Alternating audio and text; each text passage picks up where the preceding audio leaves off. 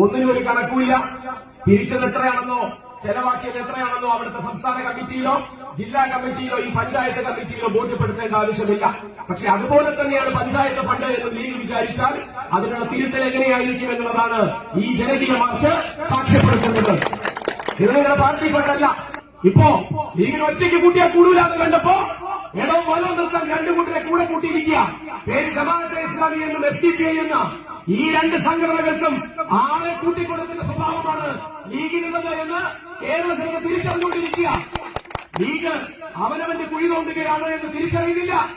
ഏതൊക്കെ അർത്ഥത്തിലാണ് ഈ പഞ്ചായത്തിന്റെ ഫണ്ട് പാർട്ടി ഫണ്ട് പോലെ കരുതിക്കൊണ്ട് നടക്കാൻ ഈ ലീഗിനിവിടെ ജനങ്ങളിൽ നിന്ന് വോട്ട് വാങ്ങി ജയിച്ചു എന്നുള്ളതിന്റെ ധിക്കാരവും അഹന്തയും അത് കൈമുതലാക്കിക്കൊണ്ട് മുന്നോട്ട് പോകുന്നത്?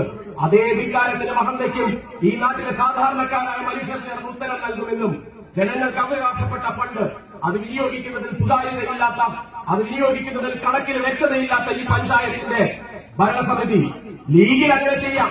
അത് നമ്മൾ കണ്ടുകൊണ്ടിരിക്കുന്നുണ്ട്. ഒന്നിനും ഒരു കണക്കുമില്ല. പിരിച്ചത് എത്രയാണെന്നോ ചെലവാക്കിയത് എത്രയാണെന്നോ അവിടുത്തെ സംസ്ഥാന കമ്മിറ്റിയിലോ ജില്ലാ കമ്മിറ്റിയിലോ ഈ പഞ്ചായത്ത് കമ്മിറ്റി